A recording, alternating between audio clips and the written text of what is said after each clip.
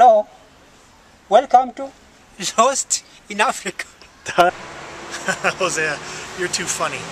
Anyway, in this episode, we're going to travel to the area of Murang'a, which is about 2 hours from Nairobi.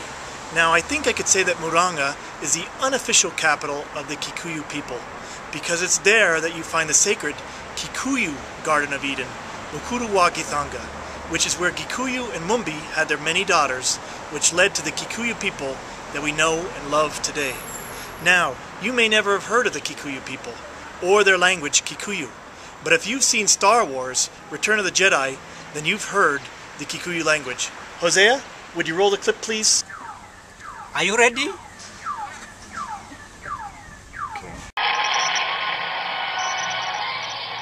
Admiral, we're in position. All fighters accounted for. Proceed with the countdown.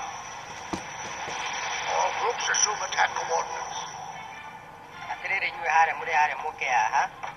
Don't worry, my friend's down there. You let that shield down on time. Well, this will be the shortest offensive of all time. Thanks, Hosea. Now, there were two distinctive words in that alien was speaking. He said aterere, which means listen, and haha, which means hear. And I think it's pretty cool that Kikuyu is spoken in Star Wars.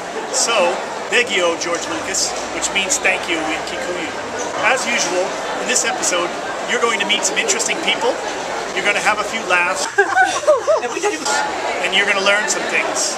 So grab a backpack, a bottle of water, a couple of sandwiches, and your walking shoes, and let's get lost in Africa.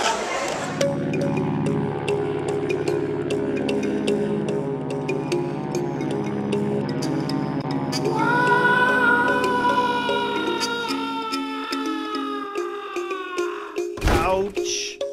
Ouch. You're the best.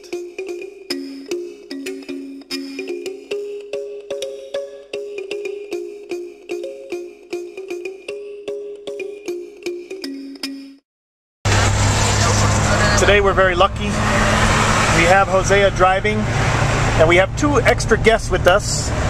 We have Patricia Maria Kamau. She's going to be our camera person today. And Chris Mbui, he's going to be our guide. He's a good friend of mine. So I'm really happy to have them along to Lost in Africa. They're lost today. When we reached the hills of Murang'a, Chris pointed out exactly where we were going to go. Now we are going on somewhere on top of those mountains there in the village, a village called Kimathi. And when we reached the village, Chris found some local toothbrushes by the side of the road. I know in Kikuyu you use them as toothbrush. And you can't break the... Yeah, this is called mutarakwa. Okay, it's called mutarakwa. Okay. Yeah. And you brush your teeth with it? Yeah, you brush. Why don't you just use a toothbrush? People in the village can't afford to buy toothbrush and toothpaste. When you chew this, the juice that comes from this is like toothpaste. Ah, yeah. Okay. Yeah. Let's see that thing. It smells nice. Yeah, it smells nice. Can the people watching smell it? Yeah. How could they smell it through the camera, Chris? Are you crazy? You can. I know I can, but the people watching, they can't smell it. They can't smell it, but they know how it smells.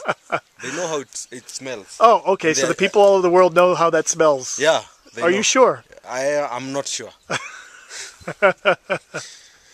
You're showing how crazy you are if you think everybody all over the world knows that. We use regular toothbrushes, buddy. As we don't. Okay. Yeah. Is this what you use at home in Nairobi also? No. I use a toothbrush. Okay. Yeah, in Nairobi, I can't be able to find this. Oh, okay. But if you were able to find it, you would use it? Yeah. Wherever I come to the village, I usually cut. Okay. And use, yeah. So when you travel to the village, you don't bring a toothbrush with you? No, I don't. Amen, brother. Yeah. Amen. And I'll chew this. And I'll brush. Beautiful. Let's see those beautiful teeth. Show them to us. Show us your beautiful teeth. They are rotten. Patricia found out how hard the village can be on her shoes. Because of walking to the village, no, my fancy shoe is all messed up now. That's a fancy shoe? I think that's an ugly shoe. It's hot, pink. So now there's a a shoe. So that's our camera person, and she's getting her shoe fixed. This nice man is gonna fix it.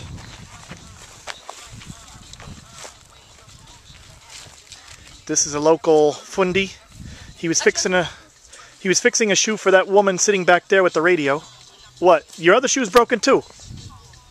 They're not very good shoes, are they? They are very good shoes, but not for this room. Okay. For some reason, Hosea got a bit confused when he saw a small metal structure and thought it was a small house for children. Is it a house? No, that's a toilet. Oh, toilet. Yeah. Wow. It's good. So you think that's a house for children? He's looking at this and saying, is that a house for children? It's obviously a show, so I think Hosea's joking because he couldn't be serious. Jose, you weren't serious. Yes, I was serious. I was serious. A house for children. That's a latrine. Okay. Yeah. Now I understand. Pull back the curtain there and let's see the small house for children.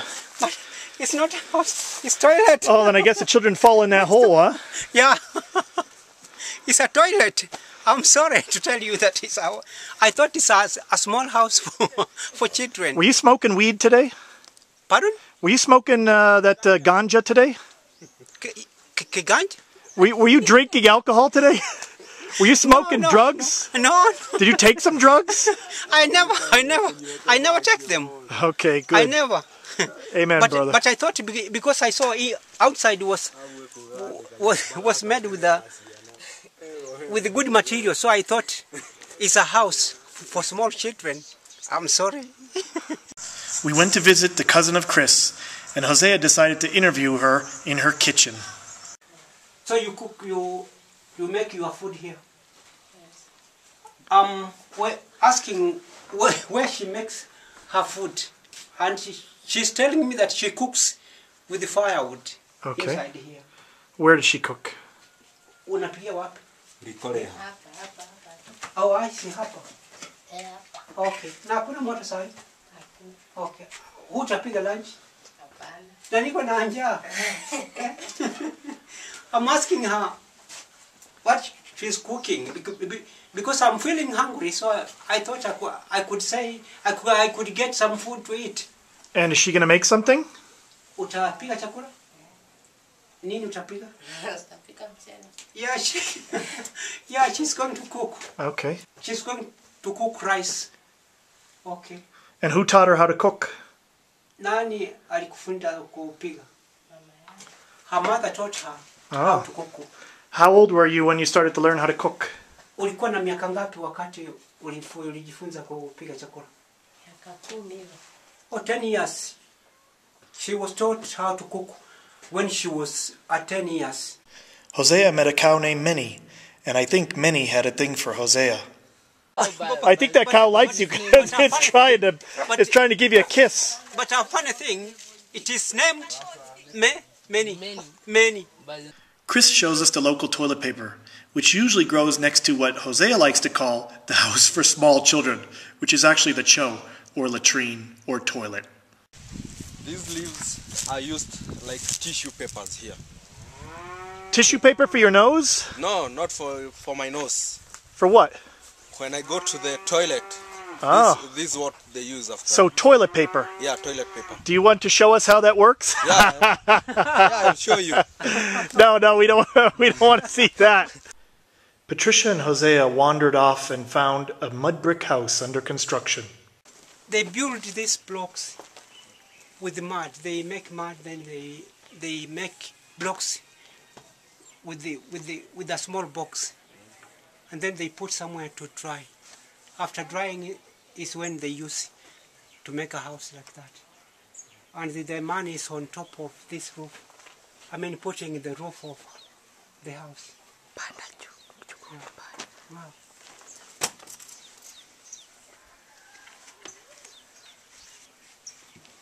Umejenga hii nyumba muda gani? Imechukua muda gani kujenga? Yeah. This house has been taking a week to make it. From down up to where it is now. A week, 1 week. After finishing, it will be looking like this one. they will have to paint and put different colors. And then to becoming smart like this one. So they don't use cement? No, they don't use cement. Wow. You use cement? After making the blocks like this, it's when they put plaster on it of cement here. And then after plaster is when they paint different colors to look smart. I guess mud brick houses can be fun, but it's a lot more fun when Patricia decided she was going to teach Hosea how to dance to Kikuyu music. Now, I think we could hear the Kikuyu music in the background.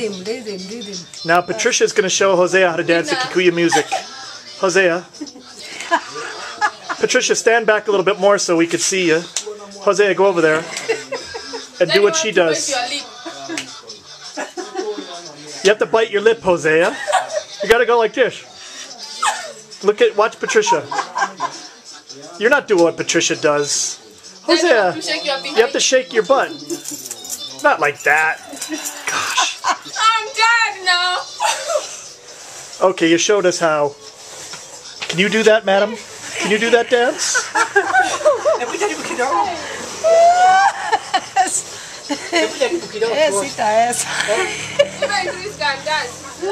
After dancing, we met Chris's 79-year-old grandmother, who proved to be one tough lady with the heart of gold.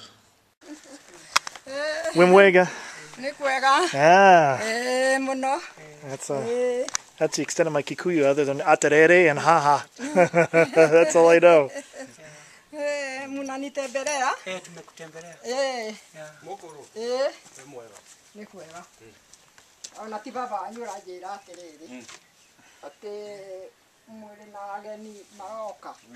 Grandma decided to cut some bananas for us to take back to Nairobi.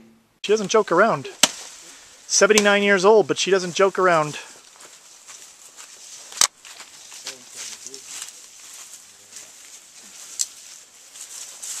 She's getting right in there.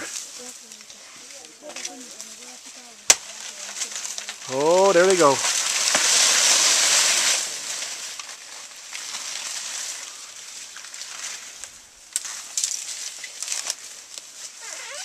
Look at Grandma with that panga. Hey, she's tough.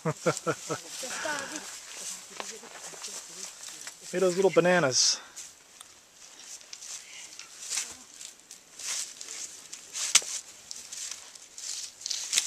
Grandma showed her skills with the panga, and this little boy showed his skills with rolling a plastic lid.